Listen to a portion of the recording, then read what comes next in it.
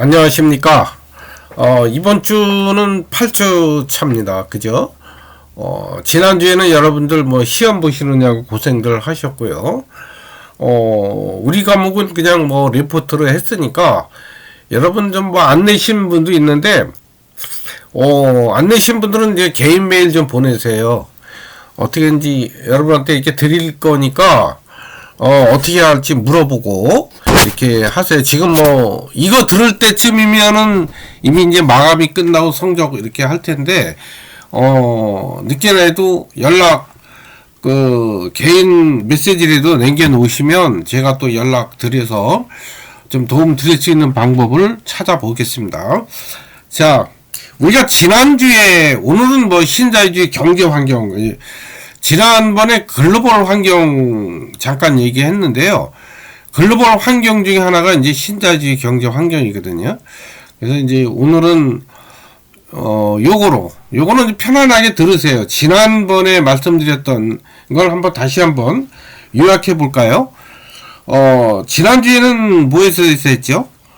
아이디어를 어떻게 기회로 만들까라는 그 주제를 가지고 조금 이제 경영학적으로 좀 접근을 했는데, 아이디어를 이렇게 실행하려면, 뭐를 검토해야 된다고 그랬죠? 근데 얘기했죠? 고객과 시장, 그 다음에 경쟁자, 그 다음에 공급자, 그 다음에 정부 정책, 그 다음에 글로벌 환경, 이렇게 봐야 된다고 그랬잖아요. 그죠? 그래서 고객과 시장은 뭐, 제가 설명할 때 뭐 3C가 어떻고, 또 공급자 체크리스트 이런 식으로 해서 이렇게 해봤잖아요. 그죠?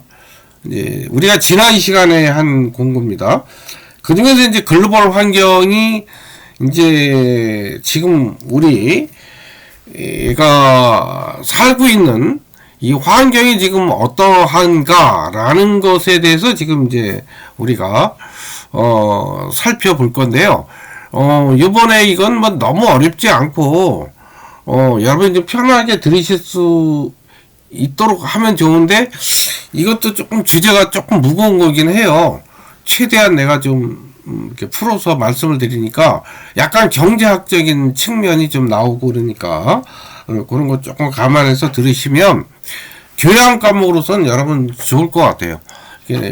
개념도 익히실 수 있고 그런 측면에서 좋고요.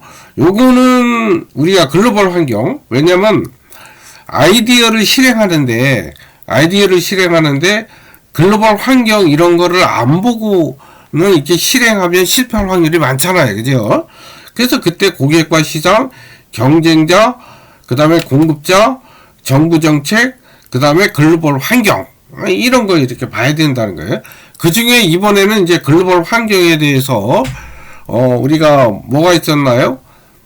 이제 뭐 내부 쪽으로는 뭐 4차 산업혁명, 그래서 제가 4차 산업혁명에 대해서 또 말씀을 드렸고, 4차 산업혁명이 그것도 제가 한 2시간 정도 말씀드렸죠. 그거에 대한 개념과 또 부작용 뭐 이런 것까지 한번 이해해 두실 필요가 있고요. 그리고 이제 그거하고 또 같이 해서 글로벌 환경으로서 이제 신자유주의 세계화, 오늘날은 또 보호무역주의 플러스 시장주의 뭐 이런 게 또 복합적으로 좀 겹쳐 있긴 합니다만은 요것도 한 시대를 풍미한 거니까 이해해둘 필요가 있습니다. 자, 본격적으로 이게 들어가기 전에 여기 시를 제가 이렇게 띄워놨는데요. 요 시는 한번 같이 읽어볼까요? 어린 시절에 보았던 아름다운 풍경은 어디로 간 걸까? 새가 가득 내려앉던 숲은, 저녁의 고요함은, 우리는 계절의 아름다운 변화를 그리워하는 최후의 낭만주의자들일까? 어린 시절 냇가에서 꽂던 꽃들은 어디로 갔을까? 그것들은 이제 그림에서 밖에 찾아볼 수 없는 것일까? 기억해두자. 지구의 얼굴은 우리의 얼굴과 같은 것. 우리는 이 소행성의 여행자에 불과하며 우리가 소유할 수 있는 것은 이 세상에 아무것도 없음을. 그 유고슬라비아 이게 시인이 아니고 이분은 그 크로아터 이분은 화가입니다. 화가인데 이런 아름다운 시를 이렇게 적었네요. 여러분도 그냥 보시고 감상하시면 될 것 같고요. 자, 우리가 신자유주의 세계화하기 전에 이분은 말레이시아 총리죠. 마티아르 총리라는 분이고 90년대에 이제 우리나라를 많이 본받았던 그때 재임했던 분입니다. 자, 한번 이분이 했던 이야기인데 한번 읽어볼게요. 세계화가 거스를 수 없는 대세라는 점은 부인하지 않겠다. 그러나 세계화는 좋은 것이며 모든 국가가 이를 받아들여야 한다는 주장은 옳지 않다. 세계화는 결코 천국에서 내려온 게 아니다. 세계화의 완벽함을 무조건 강조해서는 안 된다. 민족주의, 제국주의, 국제주의 등 역사적으로 한 시대를 주도했던 사상들은 많았다. 그러나 이것들도 모두 완벽하지는 않은 것으로 드러났다. 세계화 역시 후대의 잘못된 사상으로 판정될 수 있다. 이분이 한 이야기입니다. 그거는 관점에 따라서 또 틀릴 수도 있는데, 이때 당시에는 이제, 이쪽, 우리 아시아 입장에서 이제 한 이야기일 수 있습니다. 관점에 따라 틀리고, 또 뭐, 이런 생각을 또 가질 수 있어요. 그때도 우리나라 또 이런 생각들 많이, 데모할 때도 이런 이야기도 많이 했었거든요. 참조하시면 될 것 같고요. 자, 신자유주의를 설명하기 전에 제가 이제 조금 어릴 때 얘기 잠깐 할게요. 여러분 가물치라고 아십니까? 가물치가 아마 메기보다 좀 이렇게 크고요. 메기처럼 생겼어요. 생긴 거. 근데 그거보다 커요. 연못 같은데 이렇게 있었던 어릴 때, 지금은 이제 없을 거예요. 지금은 뭐 양식을 하고 이제 이런 식으로 하는데요.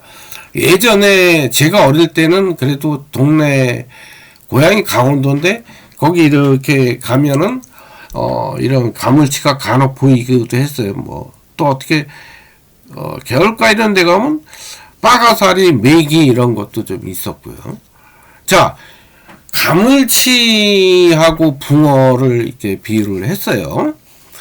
이거를 만약에 가물치하고 붕어를 한 연못에다가, 그죠? 야, 너희들 좀 평등하게 좀 조화롭게 잘 살아라. 이러고 이렇게 같이 풀어놔요. 그러면 가물치는 그 연못에서 굉장히 자유롭게 이렇게 다니잖아요. 그죠? 자유롭게 헤엄치고 다니겠죠? 그럼 붕어는 어떨까요? 아니, 처음에야 뭐 먹을 게 많고 이러면 그냥 평화로울 수 있겠죠? 근데 나중에 그 연못 안에서 먹이가 점점 없어지면 붕어를 잡아먹을 거 아니에요. 그죠? 그래서 가물치한테 자유를 준다는 거는 곧 붕어의 죽음이다. 이렇게 표현할 수 있겠습니다. 한 측면으로. 그럼 가물치는 뭐고 붕어는 뭐냐? 가물치는 우리가 흔히 말하는 강대국이죠. 붕어는 이제 아시아 쪽에 이제 좀 개발도상국이라든지 아직까지 선진국이 되지 못한 그런 나라들을 이제 붕어라고 이제 비유해 볼 수도 있을 겁니다. 자, 이제 신자유주의가 어떤 의미를 얘기하려고 하는지 아시겠죠? 이런 개념을 가지고 한번 살펴보도록 할게요. 자, 신자유주의는 70년대에 경제 침체가 일어나거든요. 그래서 이거를 좀 해소하려고 나타난 그런 정책 이론입니다. 근데 어떤 정책 이론이냐면, 그전에는 국가가 개입을 해서, 그래서 복지정책, 이런 걸 많이 했거든요. 근데 그러지 말고, 그냥 시장에다 맡겨달라. 근데 이런 정책 이론이 바로 신자유주의 이론이에요. 그럼 세계화는 그럼 뭐냐? 세계화는 그냥 체제, 그냥 뭐라 할까요? 경쟁 체제가 되도록, 그러니까 시장 경쟁이잖아요. 시장 경쟁 체제가 되도록 추진하는 운동, 뭐 이렇게 보면 될 것 같아요. 이게 추진력 하는 거 있죠? 추진하는 운동. 그죠? 그런 속성을 가진 게 세계화다. 여러분 이해하시겠죠? 그냥 개념만 이해하시면 돼요. 너무 이렇게 그거 하실 건 없고요. 개념만 여러분 그래서 이거를 합해서 신자유주의 플러스 세계화. 그래서 신자유주의 세계화 이렇게 표현합니다. 신자유주의 세계화하면 같은 용어가 아니에요. 이게 다른 거예요, 원래 개념이. 근데 그걸 플러스해서 신자유주의 세계화. 그러면 이건 무슨 말이에요? 신자유주의 세계화는 시장 경제를 세계화하겠다는 거잖아요. 그죠? 그런 거잖아요. 그죠? 신자유주의를 전 지구적으로 같이 좀 신자유주의 무역을 하자. 이런 얘기죠. 시장 경제로. 자, 이게 한 2000년대, 2010년대까지도 이제 이런 생각들이 많았죠. 근데 이제 요즘은 이제 보호무역주의로 또 이렇게 코로나 사태 이후로 이렇게 바꿔서서 이제 이런 시장 경제를 중시하지만 또 자유무역 이런 거는 또 나름대로 또 나라별로 자기 이해관계에 따라서 또 이렇게 보호하는 이제 그런 측면도 좀 많이 나타나고 있죠. 자, 그러면 이제 기왕에 이제 신자유주의를 얘기했으니까 신자유주의는 왜 일어났는가? 아까 잠깐 얘기했죠. 원래 1920년대에 미국에서 불황이 일어나잖아요. 그죠? 경기 대불황이 일어나는데 이게 이제 60년대, 70년대까지는 아니요. 60년대 말까지는 그래도 괜찮았어요. 케인즈 정책. 국가 정책에 개입을 해서 성공했어요. 노동정책이라든지 복지정책이라든지 뭐 산업정책 모든 게 성공을 했는데 70년대 초반 들면서 이게 안 먹혀드는 거예요. 그래서 자꾸 경기가 후퇴해요. 그래서 이제 이거를 좀 살려보자고 나타난 게 이제 신자유주의입니다. 그래서 이제 요걸 설명하려면 우리가 이제 요거 경제학적 용어거든요. 수요 인플레이션과 비용 인플레이션이라는 말이 있어요. 이게 뭐냐면 이 수요 인플레이션은 정상인 거예요. 왜냐하면 내가 소득이 증가하면 물가도 뛰는 거예요. 어느 정도 뛰는 거, 물가가 어느 정도 상승하는 게 맞잖아요. 그죠? 그래서 이제 경제 성장 과정에서는 이제 경제 성장을 한다는 건 뭐예요? 내가 소득이 늘어나는 거야. GDP가 늘어나는 거잖아요. 그죠? 그럼 GDP가 늘어나면 어때요? 내가 쓰는 돈이 많아지니까 물가도 어느 정도 오르는 거. 요게 이제 정상이에요. 원래는 수요 인플레가. 근데 이제 그게 아니고 비용 인플레라는 말이 있어요. 인플레이션은 뭔 말인지 알죠? 인플레이션은 돈의 가치가 떨어지는 거죠. 돈이 많이 너무 많아서 이런 걸 인플레이션이라고 그래요. 자, 비용 인플레이션이라는 거는 뭐냐면 원자재 가격이 원인이 돼서 경기가 침체가 되면서 물가가 상승하는 거. 이거를 비용 인플레이션이라고 해요. 그럼 비용에 뭐가 들까요? 뭐 임금도 들어가겠죠? 뭐예요? 내가 한 달 일하면 월급 받잖아요. 그게 자꾸 올라가잖아요. 우리나라 이제 노조도 강하고 이러니까 굉장히 임금이 올라가죠. 그거 다 비용이죠. 기업 입장에서 원자재 가격, 뭐 이거 원자재 뭐 석유도 들어갈 거고, 뭐 철강 뭐 이런 게 계속 오른다는 거예요. 이런 게 다 생산비인데 이런 게 원인이 돼가지고 경기는 침체되어 있는데 이상하게 물가만 올라가는 거예요. 이걸 이제 비용 인플레이션이라 그래요. 그죠? 원래 경기가 침체되면 물가는 안 뛰어야 되잖아요. 근데 이상하게 경기가 침체되어 있는데 물가만 뛰는 거예요. 그러니까 이게 이제 경기가 이게 안 돌아가는 거죠. 그죠? 이걸 비용 인플레이션 이렇게 표현하거든요. 개념 정리는 됐죠? 자, 그러면 이 신자유주의를 주장했던 통화주의자들은 무엇을 얘기하고 있느냐면 비용 인플레이션 가지고 이제 이야기를 합니다. 왜냐하면 60년대 말부터 70년대 오일 쇼크가 일어나잖아요. 1972년에 오일 쇼크가 3차 파동까지 일어나는데요. 오일 쇼크가 일어나고 또 베트남 전쟁이 일어나면서 미국이 이제 베트남에다 돈을 엄청나게 쏟아붓잖아요. 그죠? 이제 그러면서 이제 이 사람들은 뭐라 그러냐면 이제 국가 앞에, 이 사람 앞에는 어때? 케인지안이라고 그랬잖아요. 케인지안은 뭐예요? 국가가 개입을 해서 모든 걸 바로잡으려고 했던 거죠. 전지전능한. 이 사람들은 뭐냐면 시장에 맡겨두자는 거죠. 국가가 개입하지 말고 시장에 맡겨두자. 그래서 노동의 유연화, 그 다음에 복지 혜택의 축소. 왜냐면 비용을 절감해야 되니까요. 또 민영화, 기업을 민영화시켜라. 그 다음에 감세 정책, 증세하지 말고 감세하면 결국은 세금이 더 많이 들어온다. 이런 얘기를 하면서 국가 개입을 비판합니다. 이런 사람이 누구냐면 밀턴 프리드만과 하이에크라는 분인데요. 이분은 이제 불경기의 근본 원인이 뭐냐? 이러니까 제가 아까 얘기했죠. 60년대 말에 불경기가 일어나잖아요. 근데 이 사람은 뭐냐면 비용 인플레이션 잡은 거예요. 수요 인플레이션이 아니고 비용 인플레이션. 그러니까 뭐라고요? 원자재 가격이 상승하기 때문에 이 원자재 가격부터 우리가 잡아야 된다. 이거 잡아야 물가가 잡힌다. 이제 이 얘기를 하는 거예요. 아시겠죠? 그래서 이런 거는 어떻게 된다? 국가가 하지 말고 시장에 맡겨두면 이렇게 자율적으로 움직인다. 라는 이야기를 하는 분들이 밀턴 프리드만과 하이에크입니다.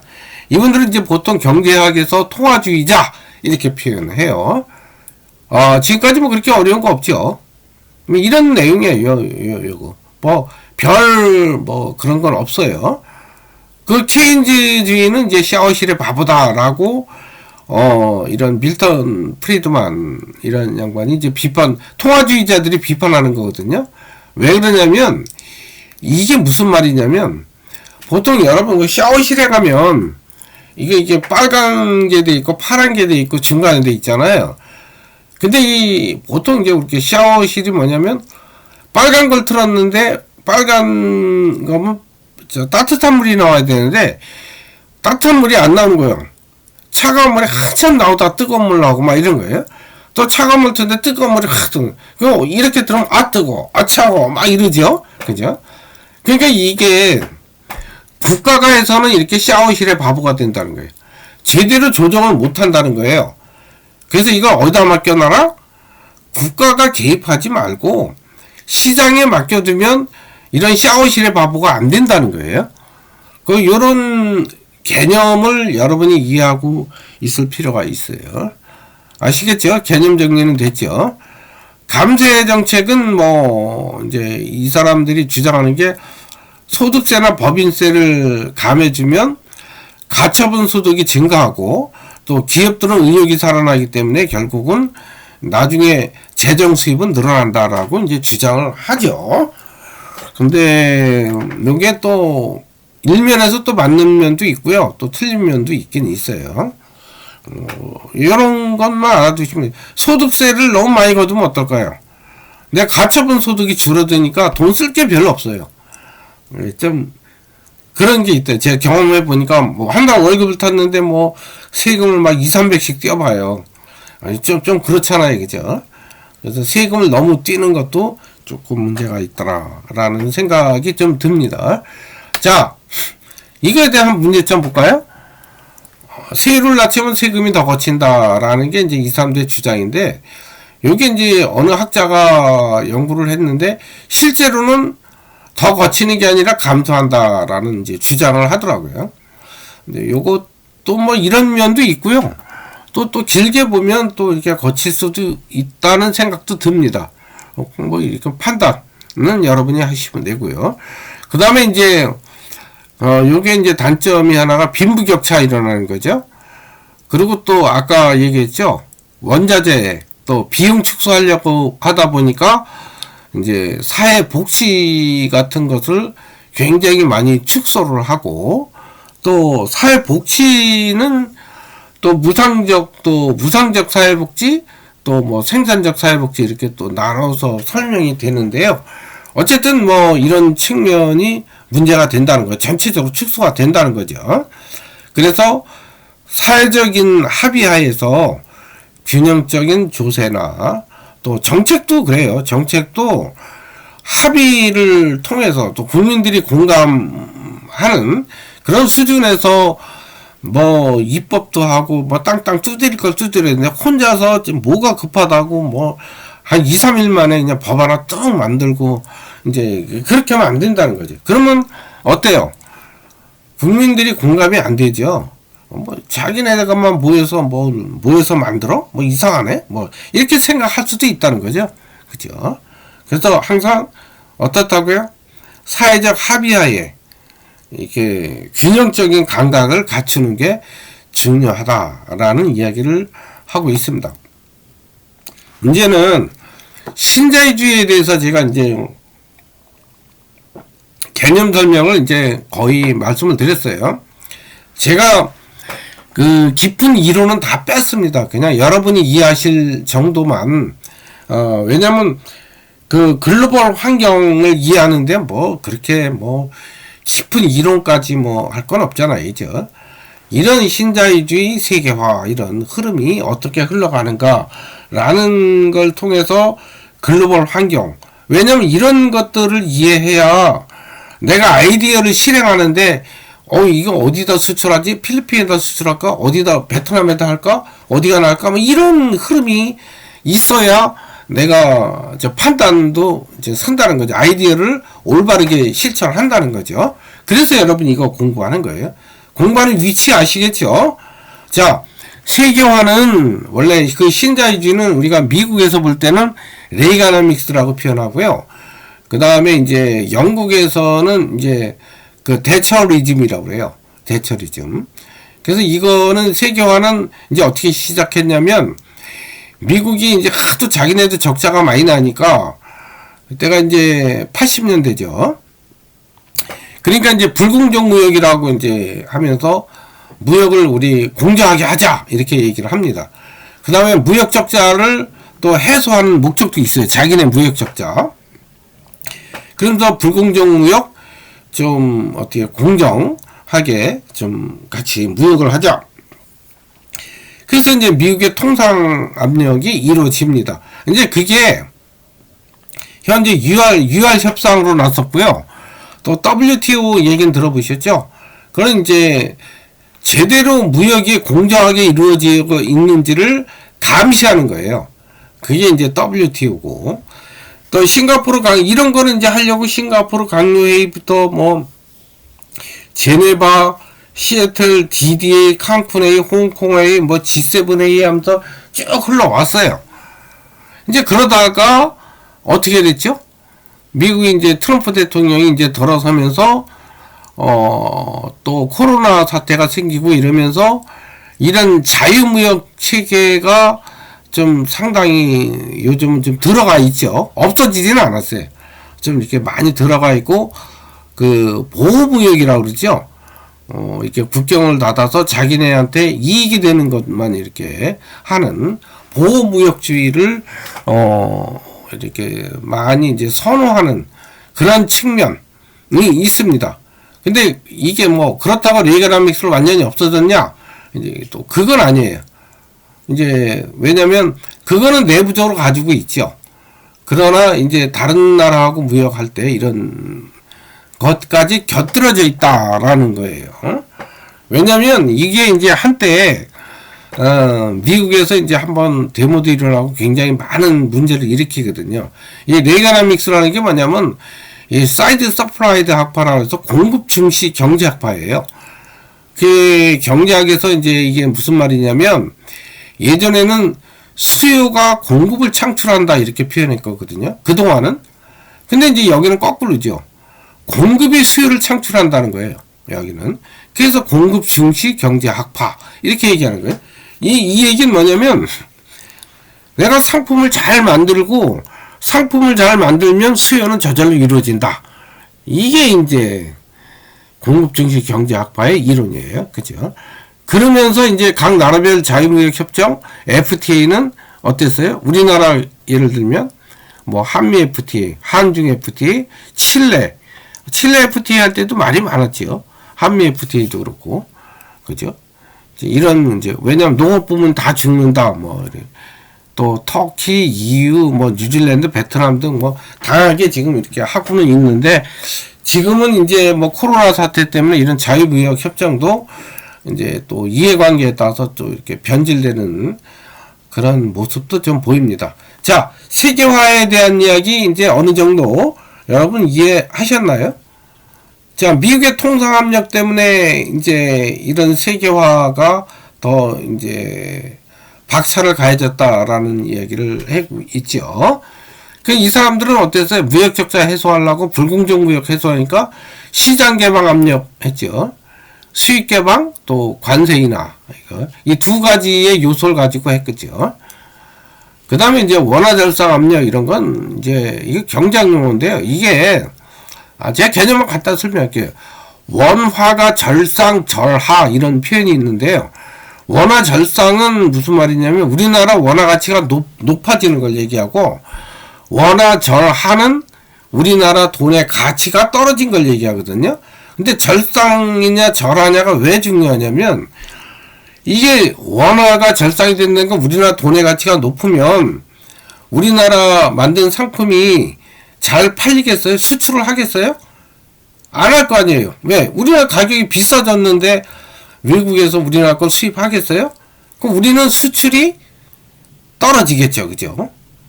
그러니까 우리는 어떻게 해요? 웬만하면 원화절하를 해야 되겠죠? 원화절하를 해야 우리나라 상품 가격이 낮아지기 때문에 우리는 수출을 먹고 사는 나라잖아요? 그러니까 수출을 굉장히 많이 하는 거죠. 그래서 우리는 웬만하면 원화절상을 하려고 하는데, 이 큰 나라에서는 이제 원화절상을 좀 해라 너희들. 우리는 원화절하 하려고 하죠. 근데 우리는 수출을 해야 되니까. 그러니까 거기는 야 너무 원화 일부러 깎지 말어. 돈의 가치를 너무 깎고 있어 너네 막 이러면서 이제 원화절상을 한다는 거예요. 이런 표현이에요. 아시겠죠? 이해되셨죠? 원화절상, 원화절하. 뭐 상식적으로 여러분이 그냥 알고 계셔도 될 것 같습니다.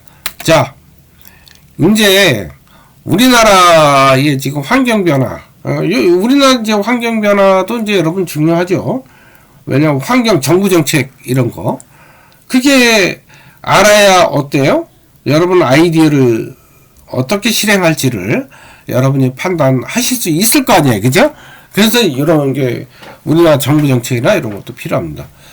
이제 뭐 보호무역 강화는 아까 말씀드렸죠. 코로나 사태로 인해서 뭐 원한 건 아니지만 어찌됐든 뭐 세계 강국들도 그렇고 굉장히 지금은 이제 국경을 많이 이렇게 닫아 있는 보호무역 이런 게 좀 세계적으로 돼 있죠. 이거는 우리나라보다는. 그 다음에 이제 우리나라는 지금 뭐 강한 경제, 강한 나라를 발판하겠다고 굉장히 적극적인 경기 부양을 하잖아요. 그래서 뭐 올해는 뭐 555조 8천억 정도. 그러다 보니까 어떻게 됐어요? 세금을 증세를 안 한다 그래 놓고 세금을 많이 올리고 있죠. 그죠? 실질적인 세금 많이 올리고 있어요. 공시지가 그냥 올리고 뭐 이런 식으로. 그래서 이제 여기서는 뭐냐면 그렇게 해서 이제 복지를 확대하겠다 이런 얘기잖아요. 이제 그러다 보니까 이것도 좀 문제가 좀 있다고 얘기를 많이 합니다. 왜 문제가 있는지 여러분 뭐 지금 느끼시는지 모르겠는데 이제 돈을 뭐 세금을 막 뜯어다가 이렇게 주니까 그 돈이 돌아야 되잖아요. 그죠? 생산적으로 돌아야 되는데 이게 안 돌아요. 좀 그런 문제가 조금 있어요. 그래서 이제 여기는 뭐냐면 적극적인 경기 부양은 소득 주도 경제 이렇게 표현을 하잖아요. 경기 부양을 소주도라고 그러잖아요. 그죠? 그래서 이제 경기 부양을 그런 식으로 하고 소득으로 없는 사람들 소득. 그래서 경제 성장을 이루고 그러면 세수가 증대된다. 이런 논리였는데 이게 좀 조금 안 먹혀 들죠. 그래서 이런 이제 약간 케인지안은 아닌데 케인지안을 흉내내는 이런 국가 정책의 문제점이 뭐냐면 시장주의를 무시하는 거예요. 그게 우리가 보통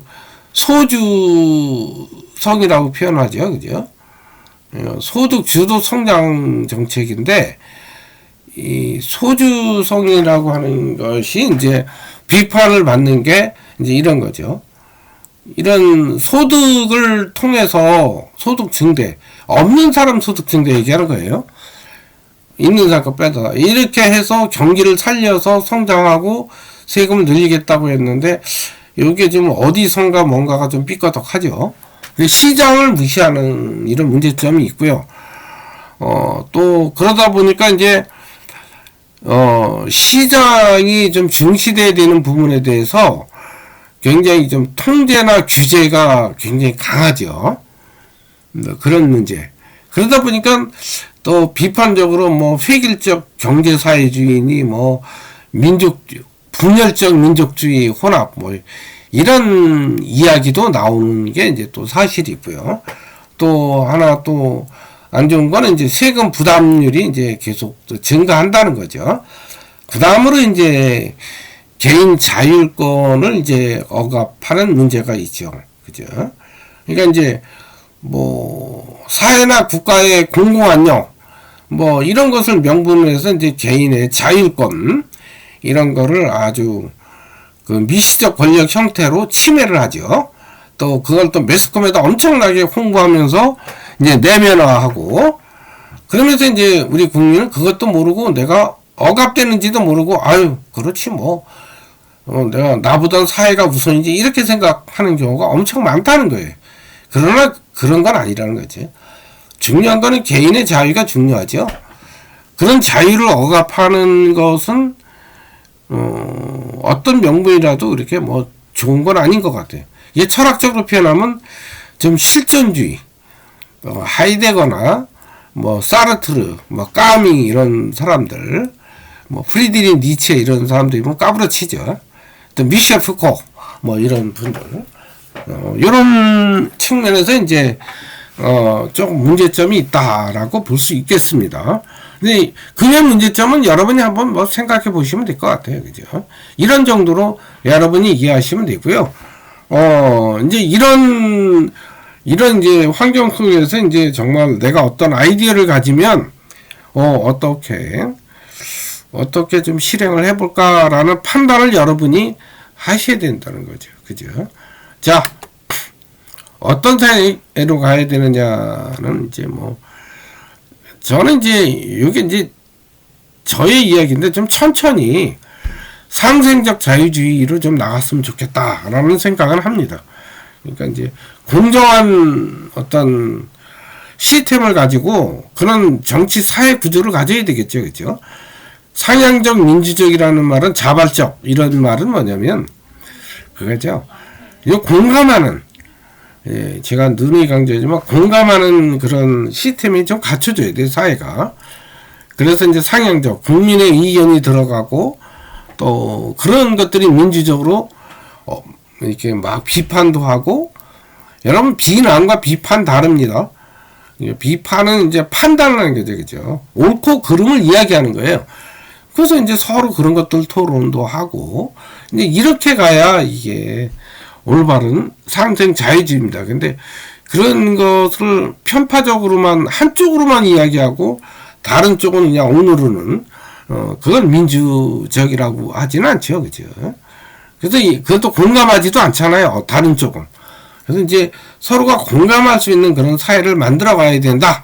라는 것을 이제 상생 자유주의라고 저는 이제 표현을 하고 있습니다. 그런데 여러분 나름대로 한번 또 생각해 보실 수도 있을 거예요. 자, 이제 마치겠습니다. 여러분 이제 뭐 요거는 제가 말씀드린 거는 글로벌 환경을 이제 설명을 드리고 또 이제 정부 정책이라든지 이런 것 이제 한꺼번에 이제 이 환경 우리 처해져 있는 환경을 한번 생각해 보자는 의미에서 이제 이런 이야기를 드렸고 좀 더 보다 현실적으로는 이제 지금 현재 코로나 사태로 인해서 이제 모든 게 막 얽혀 있어요, 그죠? 이제 그런 측면은 이제 포스트 코로나 이후에 우리는 어떤 사회를 이제 흘러갈까, 뭐. 이제 이것과 더불어서, 아까 신자유주의와 더불어서 뭘 기억했냐면 4차 산업혁명. 기술혁명이라고 표현하는 거잖아요. 이것과 그 다음에 이렇게 경제정책으로 흘러가는 이런 신자유주의적인 시장자유주의, 이런 것까지 한번 여러분이 한번 생각해 보실 필요가 있다. 아이디어 얘기하기 전에. 자, 다음 주는 이 아이디어 얘기 나왔으니까요. 그 아이디어를, 창의적 아이디어를 산출하는 방법이라고 해야 되나요? 뭐 방법 뭐 특히 있는 건 아닌데, 하여간 뭐 동영상 통해서 제가 또 말씀드리니까요. 이제 그렇게 해서 다음 주는 창의적 아이디어를 어떻게 산출할까는 뭐 이번에 했으니까, 아이디어를 산출하는 방법 뭐 이렇게 표현할까요? 뭐 그런 거에 대해서 이제 가벼운 테마를 가지고 조금씩 한번 영상도 봐가면서 이렇게 하겠습니다. 여러분 수고 많이 하셨고요. 뭐 지난번에 경쟁 프로파일 좀 작성해보라 그랬더니 하신 분이 없어요. 경쟁자 프로파일 작성 그 말씀드렸잖아요, 그죠? 어쨌든 뭐 여러분들이 그 나름대로 한번 작성해 보세요. 올리지 않더라도 그렇게 해서 한번 하시면 좋을 것 같아요. 자, 수고 많이 하셨고 우리 다음 주에 뵙도록 하겠습니다. 수고 많았습니다.